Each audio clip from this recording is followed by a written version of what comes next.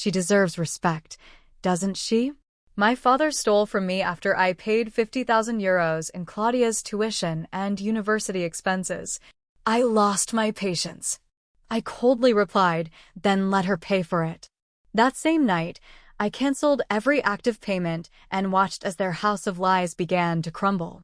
My father narrowed his eyes as if he hadn't understood what I had just said. Claudia, my sister, sat with her arms crossed as if judging a talent show. She shifted uncomfortably, clearly surprised by my response. My mother was already halfway through one of those long, disappointed sighs, the kind she let out when I didn't follow the script. But this time, I didn't. Let me explain. My name is Alvaro. I'm 35 years old. I'm the oldest, the quiet one, the one who unclogs the drain in the middle of the night and pretends not to hear relatives whispering that I've never accomplished anything important. For years, I kept silent. I worked long hours, paid my expenses and theirs.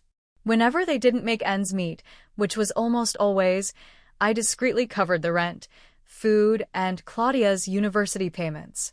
I never expected praise.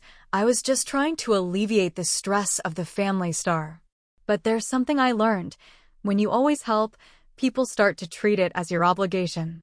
It didn't happen suddenly, it started little by little. My father would say things like, Claudia has incredible drive, or my mother would comment, you're lucky, Alvaro, you don't need much. And Claudia, she absorbed those compliments like gasoline.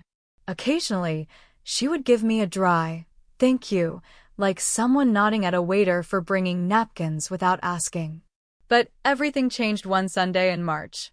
Claudia had just let out another of her eternal complaints about how exhausting it was to be a student, even though she hadn't worked in years, even though I had just secretly transferred 1,800 euros to cover an outstanding fee. Then my father turned to me with a cold look and said, you owe your sister an apology. She has earned respect, you haven't. As if everything I had done was worthless, as if only Claudia deserved appreciation. I smiled and replied, perfect, then let her pay for her university. After that, silence. What no one realized was that his casual and cruel comment was the final push I needed, not to yell, not to argue, but to leave calmly, decisively. And that's what I did. I didn't slam doors, I didn't shout. I got up, took my plate to the sink as always, and left my parents' house. I knew it might be a long time before I returned. Outside, the air felt cleaner, easier to breathe, as if I had had a stone on my chest for years, and finally someone had removed it. That same night, I sat at my kitchen table and opened my laptop. I entered the Autonomous University of Madrid portal where Claudia's payments were registered. Yes, they were in my name. I deactivated the automatic payment option. One click, done.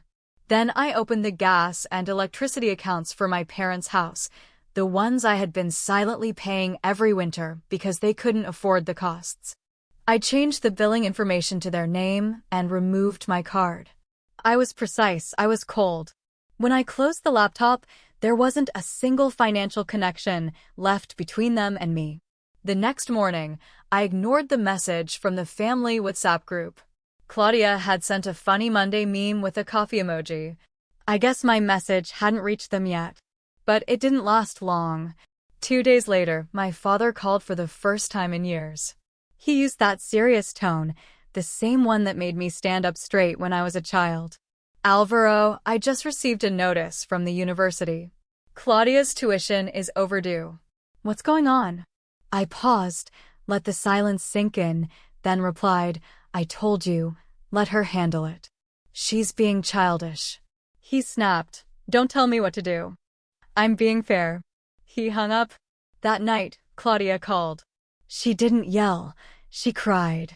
She said she didn't understand why I was doing this, that university was stressful enough, that she was doing the best she could, that life was too expensive. I could have said so many things about the new iPhone she had just bought, about the nights out, about the food delivery expenses I used to cover without her knowing. But I just said, yes, I know it's hard. You'll figure it out. And I hung up. In the following days, That fragile structure I had been holding up began to crumble. The gas in my parents' house was cut off for 2 whole days because the automatic billing no longer worked. Claudia's enrollment was blocked due to lack of payment. My mother called to ask if I had stopped the transfers by mistake. Mistake? No, I replied. I took more shifts at work, not because of pressure, but because for the first time I felt I was doing it for myself, without anyone emptying my account. I watched my savings grow for the first time in a long time. I finally planned a small break, just a weekend, a cabin in the Pyrenees, no Wi-Fi, just nature and silence. It was like remembering how to breathe while rediscovering what freedom meant. My relatives were just beginning to notice everything I had been financing, my silence. By the time the week ended, their silence was no longer tranquil. It was tense, like the sky just before a storm. I felt like they were plotting, planning, designing a new attempt to make me feel guilty and return to the role they liked so much. And as expected, Sunday arrived, and with it, a message. Dinner at 6. We need to talk. Signed, Dad. It wasn't a request, it was an order. The tone they had raised me with, the tone I used to obey without hesitation. This time, I didn't reply. Instead, I went grocery shopping. I chose some good steaks, cooked them medium rare, and ate them while watching a movie about people escaping from controlling groups. I couldn't help but notice the parallel. On Monday, I saw 3 missed calls from my mother and a call from Claudia. She left a voicemail. Her tone was soft, almost as if she had practiced it several times before recording. Hi, I know there's been tension. Dad, you know how he is, he says things without thinking. But I really need help, Alvaro. They've blocked my university account. I can't enroll for the next semester. Can we talk? She didn't sound repentant, just scared. I'll be honest, I felt a slight flicker of emotion, but it faded quickly. I remembered how she laughed during dinner months ago, joking that she couldn't live like a poor student. She called me her sponsor. I remembered when she asked me for money for books and then uploaded photos from a luxury spa. I remembered my father saying, "She deserves respect." You don't. So I wrote her a single message, one word, no. That same day, I heard a knock on the door. I opened it. Ramon was standing there with his arms crossed. He looked more like a landlord than a father. He didn't wait for me to invite him in, he just walked in. Are you really going to abandon your whole family over some money? He asked. I looked at him carefully, and for the first time, I didn't see strength in his face. I saw fear, because he had lost control. It's not about the money, I said. It's about how I spent years being invisible until someone needed something. He rolled his eyes. Oh, please. We gave you a home, food, tea. I laughed, and I returned the favor. Time and time again. But it was never enough, was it? He was silent. Do you even know what I do for a living? I asked. He said nothing. I nodded. I could imagine. He left without saying another word. When the door closed, I stood still, breathing in the silence. I didn't feel anger, just certainty, finality. On Wednesday, I knew for sure that they were falling apart without me. It started with a call from my aunt, Ramon's sister. We hadn't spoken in years, not since that family gathering where Claudia was praised for getting into university and I was given the camera to take the photos. Now she sounded sweet, concerned, as if we were close. Hi dear, I've been told there are problems. Your father is under pressure with the bills and with Claudia's university. He didn't mean what he said. I almost burst out laughing. They had activated the extended guilt squad. Classic Isabel. Did he mention that I was paying Claudia's tuition? I asked calmly. There was a pause. He said you were helping a little, about 10,000 euros per semester. Silence. I was also paying the gas bill, the car insurance, the groceries occasionally. I could imagine her doing the math in silence. She finally replied. Exactly, I said. She didn't insist further, just murmured something vague like, I'm here if you want to talk, and hung up. That's when I understood that the balance had truly shifted. I had always been the invisible beam that supported their illusion of self-sufficiency, the silent support they leaned on but never acknowledged. And now the house was beginning to crack. That night, Claudia posted something ambiguous on Instagram. Black background, white letters that read, "When the praise ends, so does the kindness." Some followers commented, "Are you okay?" A few hearts, sad emojis. I didn't comment or reply. I just kept scrolling and turned off my phone because while they were struggling in chaos, I was moving forward. That same week, I obtained the professional certificate I had been preparing for almost a year. My boss called me into his office. He raised my salary, and it wasn't a small raise. "There's something different about you lately," he said. "Your attention to detail is impressive." What I wanted to say was, I've stopped investing in people who don't realize they were exhausting me. I nodded and said, "Thank you." Then I went back to my desk, opened the browser, and started looking for apartments in another neighborhood of Valencia, better ones, brighter ones, with natural light. For the first time in a long time, I was planning something for myself, and it all felt deserved. The next family meal happened without me. That had never happened before. No message asking if I could bring dessert, no hint that Claudia was overloaded and maybe I could take care of the shopping. Nothing, just silence. Still, I knew about the gathering. Natalia, my cousin, sent me a picture taken from across the table. Claudia sitting uncomfortably next to Ramon, both with faces as if they had attended a funeral. The caption read, "What a weird atmosphere. Where were you? You're the only one who makes this bearable." I ignored it. The next day, Claudia called again. I didn't answer, but she left a voicemail that I listened to twice just to make sure I had understood correctly. "I know you're angry, but now Dad says I have to take out a loan for university, a real loan, with interest. He says it's none of his business anymore. I don't know what to do." And there it was, the collapse, not just of the money, but also of their alliances. Claudia had always been Ramon's favorite, but being the favorite is only useful as long as you're useful. As soon as she became an expense, he shut down. And then something clicked in me. I was never the failure. I was the resource, the one loaded with responsibilities one after another until they thought I would break. And when I didn't break, they hated me for it. That night, I opened my financial records, every bank transfer, every tag, every supermarket receipt from the last 3 years. I had spent almost 50,000 euros on them, gone, all while they called me cold, while Claudia shared photos with expensive coffees and pretty phrases, while Ramon made comments like, "Not everyone is born to be a leader."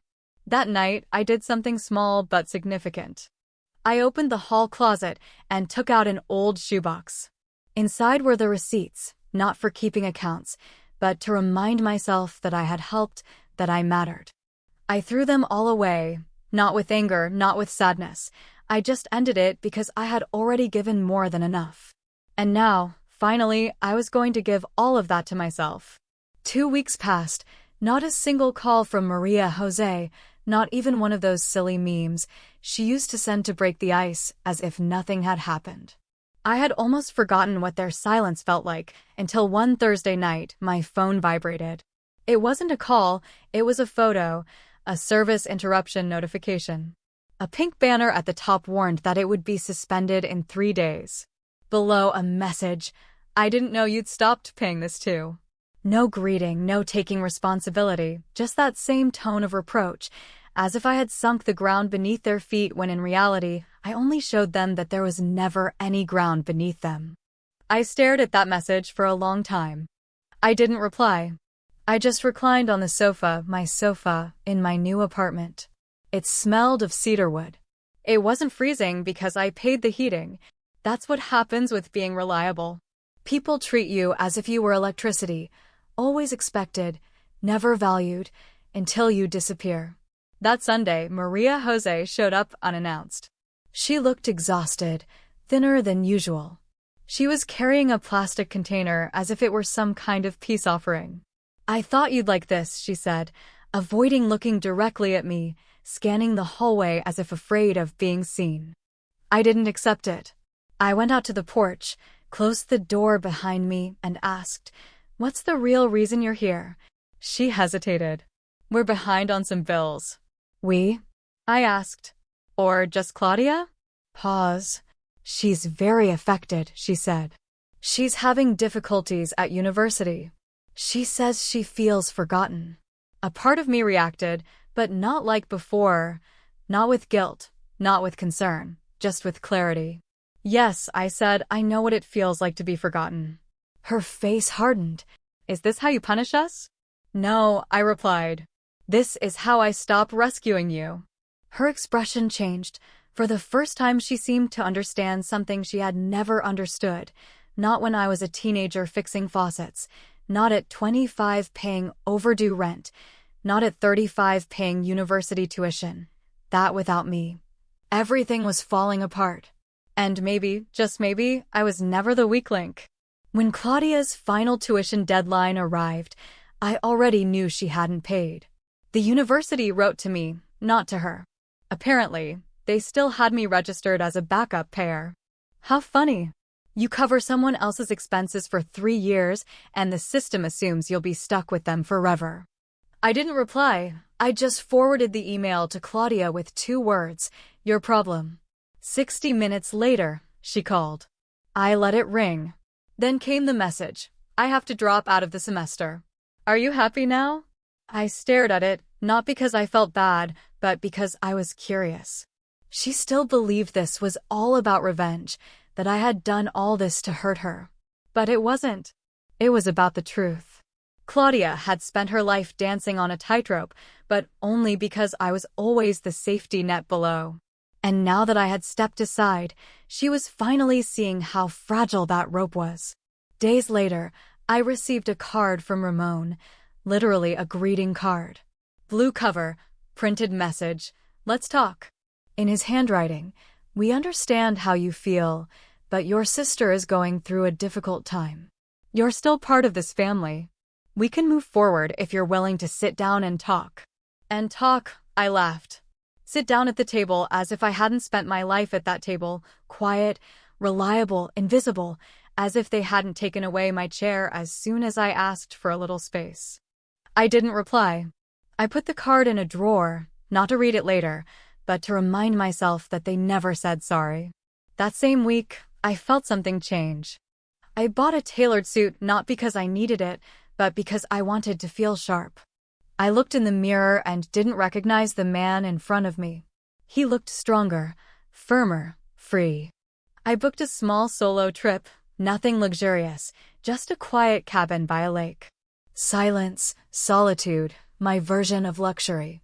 While they scrambled to pay bills, I sat by the fire that weekend with a paperback in hand, my phone off, no calls, no demands, no guilt, just peace. 2 months after cutting ties, Claudia dropped out of university, not officially at first. I found out from someone I knew at the Autonomous University of Madrid. He told me that she had stopped attending, wasn't handing in assignments, and finally, they closed her institutional email. Then one afternoon, she appeared at my door, no warning, no message, just a soft knock like someone asking for help knowing they don't deserve it. I opened the door. It was Claudia, the same Claudia who moved through life expecting everything to fall from the sky, but now she looked smaller, exhausted, barely speaking. "Can I come in?" she whispered. I didn't reply. I went outside, closed the door behind me, and leaned against the balcony railing. She hesitated, but finally followed me. She crossed her arms, pressing them against her chest as if she had just noticed the cold. "I thought you hated me," she murmured. I kept my gaze fixed on the parking lot. "I don't hate you. I just stopped giving up everything for you." She flinched as if I had hit her. "You could have warned me that you weren't going to be there anymore." "I did," I replied. "You just didn't listen." She said nothing. Silence. And then she spoke, her throat tight with emotion. "I thought you would never leave." And there it was, the truth that no one had dared to say out loud. They believed I would never leave, that no matter how invisible I felt, how exhausted I was, how ignored I was, I would keep showing up, because reliable people endure. No. I wasn't supposed to be your safety net, Claudia, I said. I was your brother, not a donor, not your personal bank, not your life raft. And then her tears started, soft, full of shame. I didn't know how much you were carrying, she said in a whisper. I thought Mom and Dad were helping too. I let out a dry, almost silent laugh. They haven't lifted a finger in years. You were their mission, I was their foundation. Update, responding to some comments. I've read your comments. Yes, even the harshest ones. The ones that called me selfish, cold, resentful. The ones that said family always deserves a second chance. That you can't abandon your sister for money. That I surely exaggerated things. And you know what? For years, I thought so too. I thought that if I held on a little longer, if I helped one more time, if I swallowed one more humiliation, things would change. That someday someone would say thank you with the same weight with which I said, you're welcome. But it didn't happen. And when I finally set boundaries, they called me cruel. They called me a traitor for stopping being their life raft.